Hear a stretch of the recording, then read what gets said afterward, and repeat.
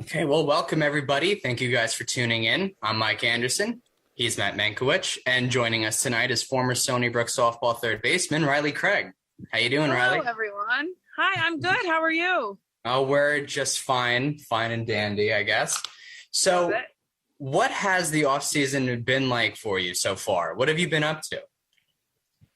Well, I after season ended, I stayed at school or at Stony Brook for about a month with all of my housemates, and we were able to just kind of explore New York, Long Island, and it was a blast. And then eventually, it was time for me to come home, so I drove cross country by myself. It wasn't too bad. And then I'm working on a golf course right now, but I'm gonna start my master's program next fall. So Okay, that's kind of where I'm at. That's awesome. That's awesome. And for somebody who's not here, where do you usually go around Long Island when you quote unquote explore Long Island? My favorite place is Port Jefferson. Of I course. go there every day and not get sick of it. Of course. How couldn't you? I live there. I know exactly what you're talking about. Right. So, and how long of a cross country commute is that? How long a drive? It's about 36 hours. So it, well, I mean, give or take, but so I went from Stony Brook to Ohio. I have friends who live there, so I stayed one night there. And then from Ohio, I went to Iowa. That took me about 12 hours. That was the long one. And then from Iowa to home was about 8 hours. Well, we're glad that you got there safely. That's good.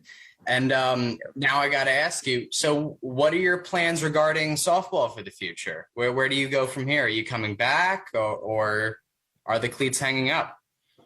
The cleats are hanging up. You know, I had my 5th year, very thankful that I had it. I wish I could take a 6th year. Sadly, you know, that's not in the pages, but that's all right. Definitely going to stick around the sport, going to do lessons and hopefully coach, you know, some summer ball, maybe high school ball. We'll see, you know, where the road goes. And so have you been in touch with any of your teammates since the season came to an end back in May? Like, have you spoken to any of them? What's the communication been like? Yeah, we talk almost definitely every week. Try to, you know, talk every day. We Snapchat all the time, but we have group messages that, you know, we say hi. And obviously Mel, my former teammate, lives here, so we'll, you know, see each other. But hopefully we'll all get to go to homecoming this year. You know I'm planning on it, so hopefully they'll plan on it too. That's good. That's good. And so I want to, you touched on it briefly, but I just want to ask you, you know, 2020 season gets canceled. Season gets canceled very early. Now, how relieving was it to find out that you have that option, that 5th year of eligibility to return and have a true senior season? How nice was it to get that second chance? I could not be more thankful for Sean Hilbrun, our athletic director, our coaches in the whole athletic department as a whole. You know, they made it happen. And, you know, me and everyone else were just so devastated with everything. And it was sad, confusing. No one really understood. But once we, you know, got the news that it was going to happen for sure, it's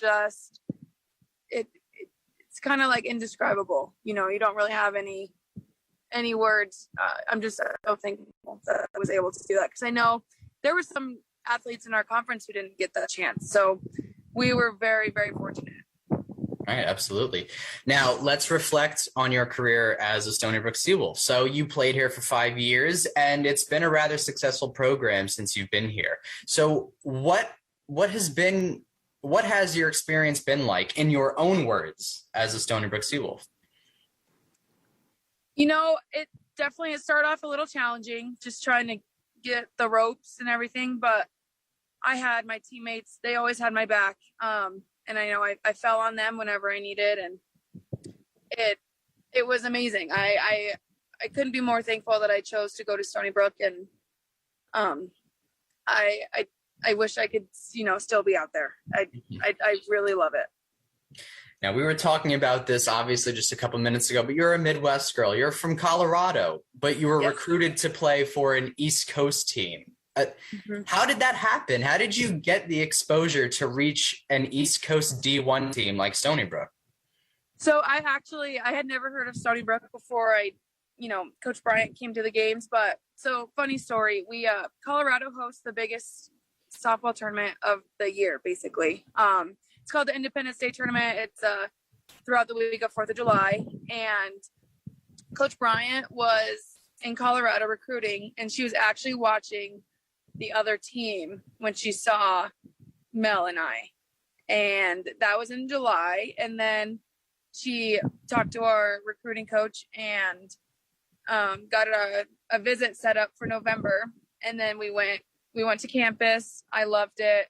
Mel loved it. And then she gave us like a 2-week period to decide just how it goes. And I knew right away that is where I wanted to be. And I was committed by the end of November, early December. It happened so fast. It was crazy. Yeah, it sounds crazy. Now, I joined the Statesman, our school paper, during late April, and I actually got to cover you for a couple games this year in person, on America East TV, whatever. But I got to see a lot of you this year. And one thing that really stands out about you is your exceptional defense at the hot corner. You displayed soft, sure hands and a strong, accurate throwing arm. So how much pride do you take in your defense? First off, thank you so much. I take a lot of pride in my defense. I owe it all to Coach Bryant. My freshman year, I did extra defense every day before practice. I wanted to be as good as I can, and she pushed me to be the best I could be. And I don't know, it's like something happened in that 5th year, but I just loved every second, it sounds selfish, but every ball I wanted to be hit to me. I just loved it. And I loved the excitement of not knowing whether it's going to be, smashed in your face or a bunt or just always being on your toes. It was, I embraced it, and I just loved it. Is there a little bit of stress that goes into playing the hot corner? Because, you just said you don't know if this ball is going to be bunted at you or smashed right in your face. So when you're a younger player, is it stressful? Are you almost hoping the opposite? Like, hey, I hope this ball is not hit to me? Or what goes through the mind of a third baseman like that? Baseball or softball? You have to read the batter, basically, because there's some times where I'm way back behind the bag, or sometimes I'm halfway up the line. Once you really get comfortable at the position, you get to, read batters and your talents and what you can do. And then you can just, go from there. Right. Okay. I wouldn't say I don't think it's stressful personally, but I know a lot of people who are like, oh, I could never play third base, or I think it's scary, but I like it, especially because you don't have time to react. The ball doesn't really take, it obviously can always take a bad hop, but it just gets to you so quickly that you don't have that time to think and, have those mental mistakes, basically. That's right. Exactly. You're not given a chance to make a mental mistake. Now, exactly what kind of work did you put in? Was it 100 ground balls a day? What exactly was your process, your practice habits that turned you into such a good third baseman? Well, we do everyday glove work. And it's so simple, so fundamental, but that's what we do every time we get a ground ball. And so we do that every day. We do little drills like cone drills, where coach will roll us the ball and we'll just focus on mechanics and being soft and smooth. And then we just progress to getting into ground balls. So we take what we practice and we put it into live situations, basically. Now, I should have asked you this a couple minutes ago, but what was it like playing for a coach like Megan Bryant? She believes in all of her players. She has faith in all of us. She pushes us to be the best player, the best person we can be. I definitely would not be the player I am if I didn't play for her and the person. I'm very glad that she was my coach. So this past year, you had a bit of a difficult season offensively, but your bat came alive at the best possible time. Down the stretch, you had an 8-game hitting streak and hit safely in 10 of 11 games from April 28th until the postseason tournament. So what adjustments did you make to get things clicking on the offensive side of the ball? I went in, after JMU. I mean, I'll be honest, I struggled at JMU when we played. And I was talking to our hitting coach, and she was just like, you need to put in the extra work. And so I would go hit with her basically every morning, and obviously it paid off at the end, and that's what we were hoping. And just, we have those machines that, pitch some nasty pitches to you, but it definitely helps and prepares you for what's coming. So definitely have Coach Nick for always coming in with me every morning. So, I mean, I think that this is pretty important to know. So were you always a defensive first player? Like when you were in high school, were you always better defensively than you were a hitter, or was that just a change that you happened to make once starting your college career? I would say defense was pretty much always my strong suit. Hitting was definitely a lot of up and down, which is okay. You just got to embrace the hard and love the good. But no, I would definitely say defense is my strong suit. There's no shame in that. The hardest thing to do athletically is to get a base hit. So now it's hard. Yeah. Tell me about it. So you were thrust into a valuable role early in your career. You played 36 games and started 30 of them as a freshman. So do you think that early exposure was important to your long-term development? Oh yeah, for sure. Especially in conference play, being able to just have that experience under your belt. Just because when you hit conference play, it's like it's like a business trip. That's what we always call it. And just having that experience at such a young age to be able to take that, with me throughout all the years, I think was very important and helpful. Right. So now, speaking of development, you've obviously been surrounded by some excellent players, right? Now, when you were an underclassman, was there an older teammate of yours that was key in your development as a player? Like, was there any mentor or elder statesman type teammate that you looked up to? Chelsea Evans, she was our shortstop. She also played third base in her younger years. She helped me out a lot. Caroline Seberg, she was also very helpful on the field. She kept me calm. I could always just look at her and she'd be, tell me that it's okay, as my little freshman self. But, those two for sure really, really helped me. Now, Matt, did you have something to say? Yeah, actually. Go ahead. In the past, I've always asked this of players, I would say roughly 5 facts, but it doesn't have to be 5. It could be less, it could be more. Things that people should know about the team, but don't. Are you speak from a different, another team's perspective, or from following it as a fan? Things that a fan should know about your team, but they probably don't. Like, what wouldn't we be able to know just by watching you guys play? Exactly. That's it. Sorry, athletically speaking, or anything. Either way. Locker room, dugout. Yeah. People don't know about us.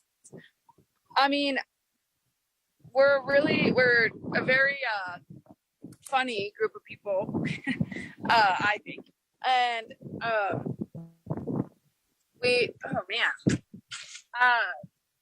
I feel like it's to be expected that we put everything into what we got, but I think this team in specific, we embraced everything that was thrown at us, and just we were 9 times out of 10 we were on top no matter what, and even if we were losing or winning, we were just so thankful for every second that we had on the field, just because it was cut short. I'm sure every team was, but I know that we talked about it all the time as a team, just how lucky we were to be able to do it all again. And maybe you couldn't really see that all the time, but we really were just so grateful. During COVID, everybody was isolated. And your team, every team had the same problem, that they were isolated from each other and yet still had to stay together. I mean, technology like this helps naturally, but Yep. What was it like trying to keep the team together throughout all of that? I mean, I'm not going to lie. It was incredibly difficult just because we love each other and we wanted to, we wanted to hang out. We wanted to be with each other, but it just was not the reality of the situation. And we have group chats, like a group Snapchat. We did team Zooms over the summer because we had an incoming freshman class of 9 or 8, I want to say. And, that's a lot of girls. Yeah. And obviously we wanted to be able to know them because when they came on their visits, we said hi, but we knew that we weren't going to be teammates with them. But, surprise, we actually ended up being teammates with them.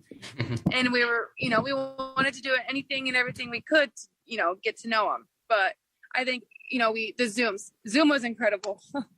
Was our saving grace for sure. That's an interesting point. Right now, it's what we're using. Right. Yeah, exactly. Exactly. That's an interesting point that you bring up because, we've had a couple of fifth-year seniors on now. I'm Jared Milch, Chris Hamilton, Allie Kennedy. We've had a handful of them, and none of them actually brought up the fact that there were recruits who you guys were expecting to never actually see play, and then surely enough, you guys end up being teammates with them a year later. So, right. Now, on the flip side of that question I asked you earlier about mentors and who mentored you when you were younger, did you guys take any of those younger freshmen under your wings and show them the ropes? Hey, this is how we do things here. This is how we do things at the D1 level. Yeah, I would definitely say with most of those freshmen, we did that. But in specific, Kira McFarland she's my little mini-me. She reminds me exactly of how I was my freshman year. And we were able to relate to a lot of things to each other. If she needed something or had a question, she would go to me, and I'm sure others, and I'm very thankful she did, just because I knew what it was like to be in her shoes, being one of the freshmen. Well, in my freshman class, a lot of us started, but in her freshman class, she was one of the only ones who got a lot of playing time, and so I was able to relate to her a lot. She's great. I'm really excited to watch her grow as a player and as a person, and I'm very excited for her. Now,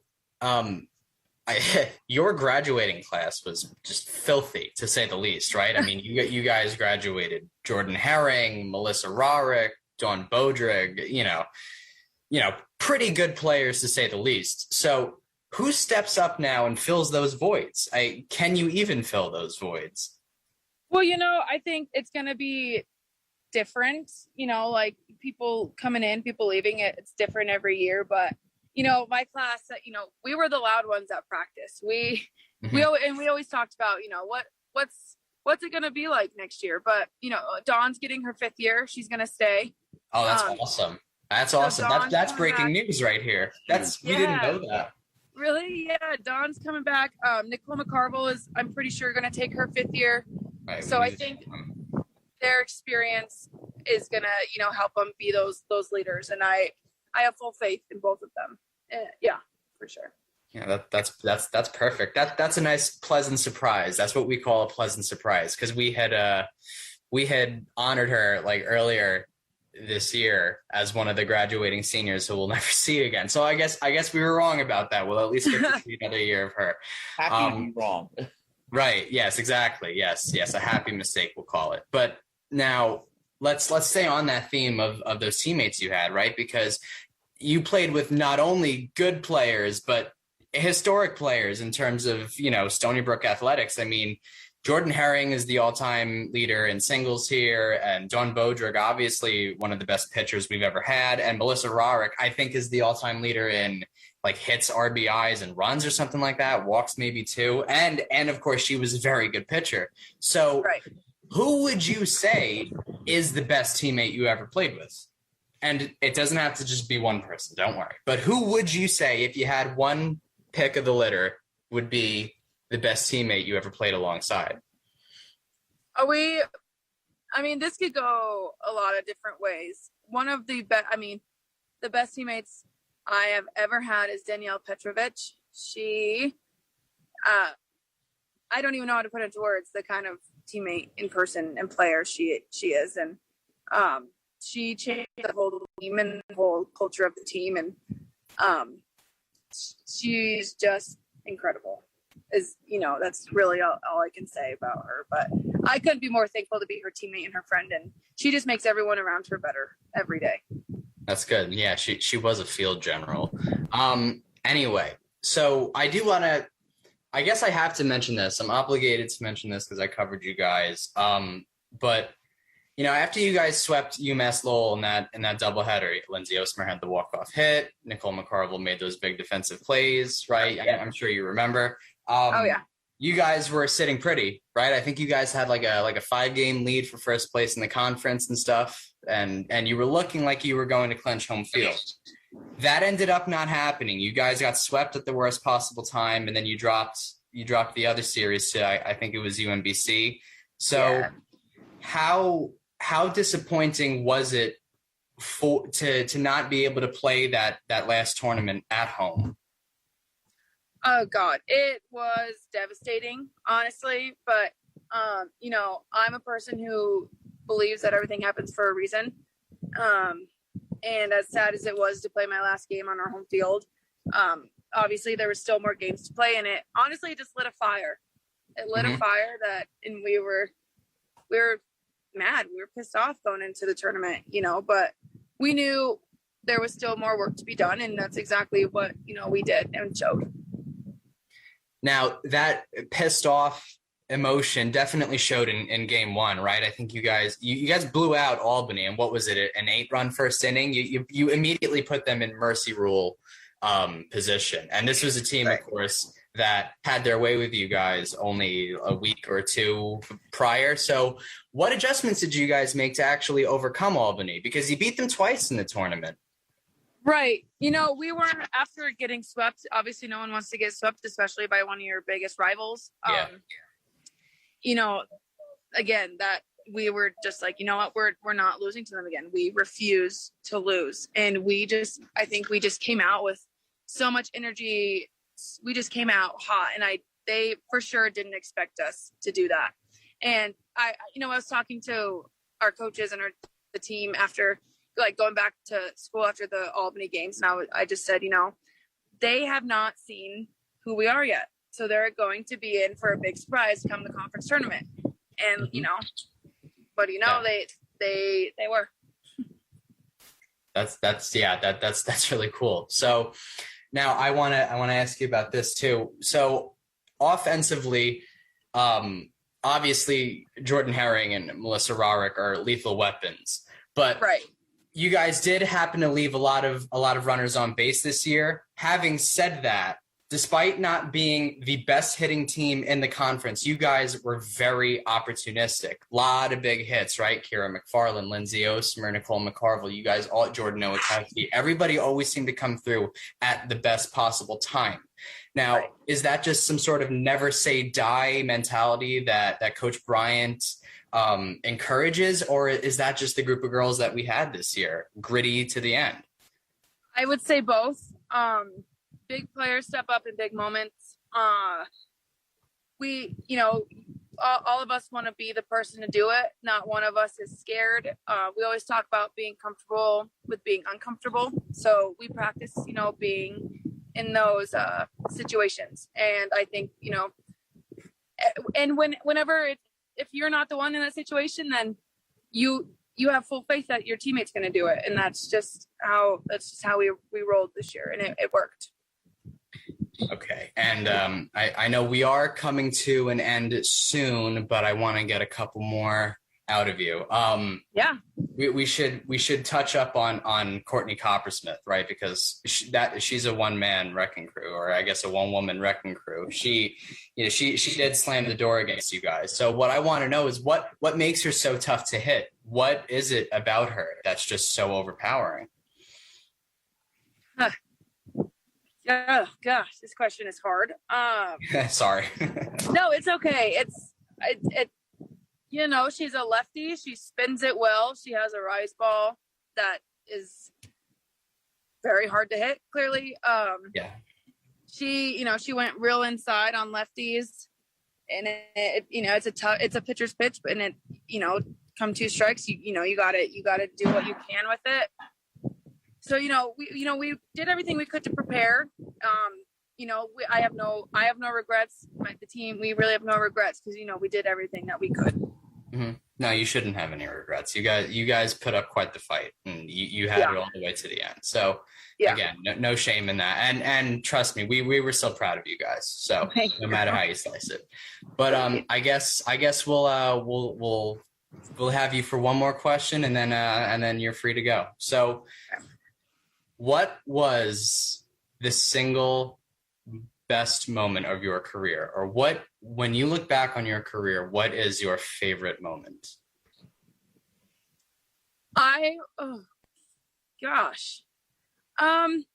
It's a tough question, but one of my all-time favorite weekends was when we were at George Washington my junior year. We had not a great start at CSU for season to start, but we went to George Washington, and Coach Bryant told us that if we won all the games, that she would take us to get cupcakes. And we were at the bottom of the 7th, 1 out.